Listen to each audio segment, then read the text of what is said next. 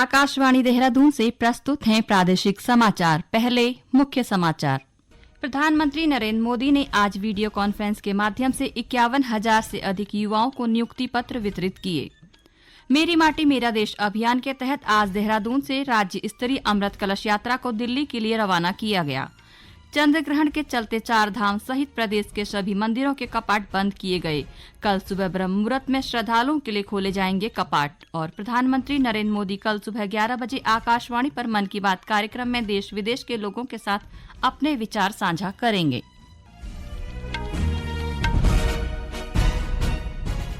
नमस्कार, समाचारों के साथ मैं नीता कांडपाल। अब समाचार विस्तार से। प्रधानमंत्री नरेंद्र मोदी ने आज वीडियो कॉन्फ्रेंस के माध्यम से 51,000 से अधिक युवाओं को नियुक्ति पत्र वितरित किए।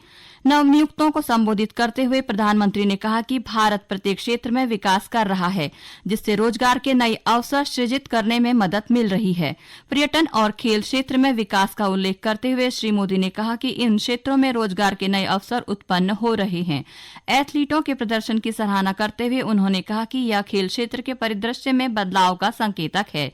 प्रधानमंत्री ने कहा कि सरकार पारंपरिक रोजगार के क्षेत्रों को सशक्त करने के लिए सकारात्मक कदम उठा रही है और रक्षा निर्यात, ड्रोन निर्माण तथा ऑटोमेशन पर विशेष जोर दिया जा रहा है, क्योंकि ये क्षेत्र युवाओं के लिए रोजगार के नए अवसर लेकर आ रहे हैं। मेरी माटी मेरा देश अभियान के तहत आज देहरादून में राज्य स्तरीय अमृत कलश यात्रा का आयोजन किया गया। मुख्यमंत्री पुष्कर सिंह धामी ने प्रदेश के 95 विकास खंडों और 101 नगर निकायों से देहरादून पहुंची कलश यात्रा को हरी झंडी दिखाकर नई दिल्ली के लिए रवाना किया। इस मौके पर आयोजित कार्यक्रम को संबोधित करते हुए मुख्यमंत्री पुष्कर सिंह धामी ने कहा कि मेरी माटी मेरा देश अभियान से देश के लिए जान गंवाने वाले वीर सपूतों की वंदना करने का अवसर प्राप्त हुआ है। ये मेरी माटी मेरा देश अभियान के तहत उन वीरों को वंदना करने का, उन सबका स्मरण करने का हम सबको अवसर प्राप्त हुआ है, जिन्होंने देश की माटी के खातिर अपने प्राणों का बलिदान दिया है। आज अमृत कलश यात्रा में देवभूमि के सुदूरवर्ती क्षेत्रों से और 95 विकास खंडों, 101 नगर निकायों से तथा 192 तथा नेहरू युवा केंद्रों से 166 स्वयंसेवक और हमारे ITBP के और SSB के लोग यहाँ का प्रतिनिधित्व करेंगे।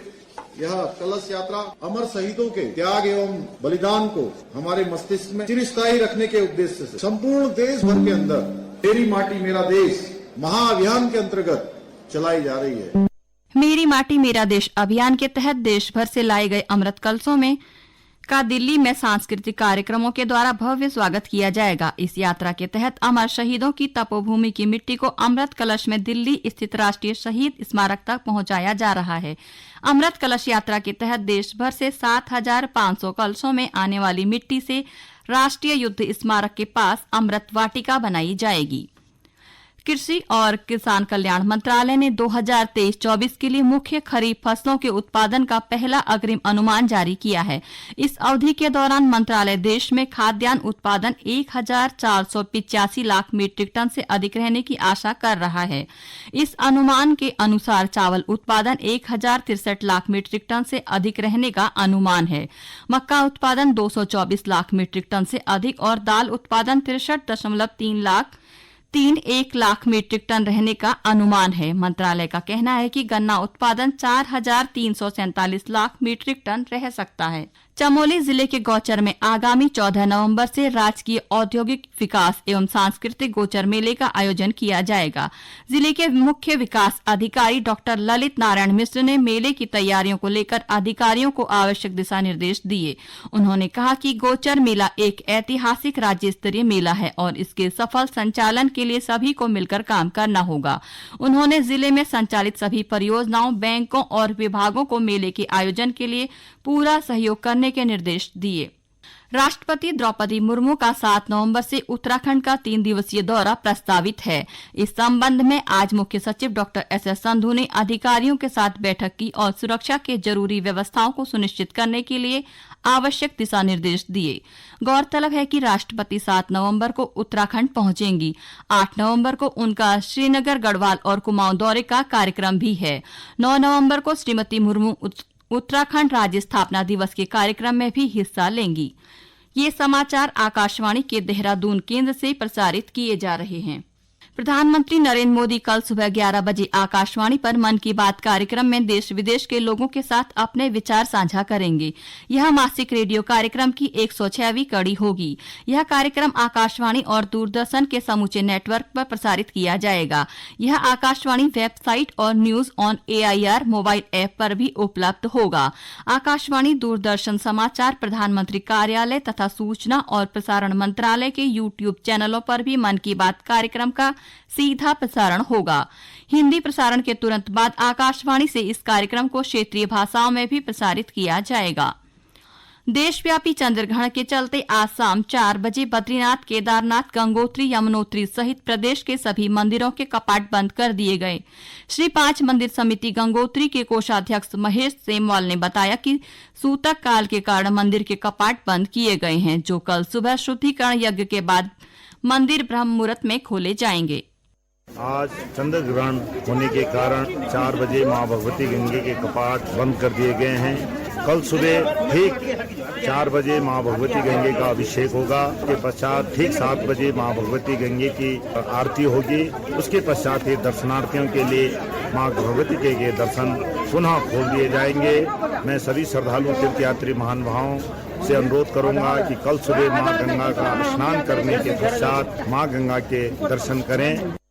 कुमाऊं मंडल के चंपावत और पिथौरागढ़ के युवाओं के लिए बनबसा में 1 से 6 नवंबर तक अग्निवीर सेना भर्ती का आयोजन किया जा रहा है। इसमें GD, टेक्निकल क्लर्क और ट्रेडमैन के पदों की भर्ती आयोजित की जा रही है। अभ्यर्थी अपने प्रवेश पत्र वेबसाइट से लॉगिन करके प्राप्त कर सकते हैं। भर्ती केंद्र पिथौरागढ़ के निर्देशक कर्नल मेलगे राहुल N ने बताया कि भर्ती में हर दिन 1000 से 1500 अभ्यर्थी दौड़ में भाग लेंगे। उन्होंने बताया कि पूरी भर्ती में कुल 4355 अभ्यर्थियों की दौड़ आयोजित की जा रही है। हरिद्वार से ऋषिकेश के बीच प्रस्तावित मेट्रो रेल लाइन के लिए सर्वे का काम किया जा रहा है। UMT अर्बन मास ट्रांजिट कंपनी द्वारा रुड़की, हरिद्वार, ऋषिकेश, देहरादून, मंसूरी और विकासनगर में मेट्रो रेल लाइन चलाई जाएगी। कंपनी के प्रोजेक्ट कोऑर्डिनेटर दीपक कुमार ने बताया कि सर्वे का काम दीपावली से पहले पूरा कर लिया जाएगा, जिसकी report Uttarakhand metro rail corporation को प्रेषित की जाएगी। कृषि विपणन बोर्ड के राष्ट्रीय संघ कौसाम के अध्यक्ष गणेश जोशी ने मैक्सिको में 3 दिवसीय थोक बाजारों का विश्व संघ सम्मेलन के समापन दिवस पर कैनकुन की सबसे बड़ी मंडी का दौरा किया। इस दौरान उन्होंने थोक व्यापारियों से मुलाकात की और कई प्रकार के फल सब्जियों के बारे में भी जानकारी प्राप्त की। श्री जोशी ने कोरेन एवं फ्रांस के कृषि मंत्री और पोलैंड एवं दक्षिण अफ्रीका के प्रतिनिधि मंडल से कृषि तथा खाद्य प्रसंस्करण और फूलों की खेती के क्षेत्र में उत्तराखंड में निवेश के लिए अनुरोध भी किया। श्री जोशी ने कहा कि 3 दिनों तक चले इस राष्ट्रीय सम्मेलन में जो अनुभव साझा किए गए हैं, उनका लाभ देश और प्रदेश को अवश्य मिलेगा।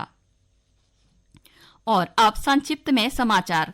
केंद्र सरकार ने नैनीताल जिले के रामनगर तहसील के लेटी, रामपुर और चोपड़ा गांवों को राजस्व गांव बनाए जाने की अधिसूचना जारी कर दी है। इसके लिए केंद्रीय रक्षा एवं पर्यटन राज्य मंत्री अजय भट्ट ने प्रधानमंत्री नरेंद्र मोदी, मुख्यमंत्री पुष्कर सिंह धामी और केंद्रीय वन मंत्री का आभार जताया।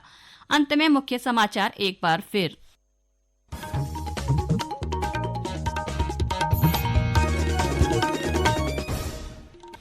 प्रधानमंत्री नरेंद्र मोदी ने आज वीडियो कॉन्फ्रेंस के माध्यम से 51,000 से अधिक युवाओं को नियुक्ति पत्र वितरित किए। मेरी माटी मेरा देश अभियान के तहत आज देहरादून से राज्य स्तरीय अमृत कलश यात्रा को दिल्ली के लिए रवाना किया गया। चंद्रग्रहण के चलते 4 धाम सहित प्रदेश के सभी मंदिरों के कपाट बंद किए गए। कल सुबह ब्रह्म मुहूर्त में श्रद्धालुओं के लिए खोले जाएंगे कपाट।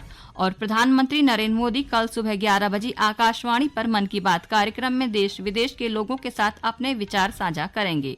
इसके साथ ही प्रादेशिक समाचार का ये बुलेटिन समाप्त हुआ। नमस्कार।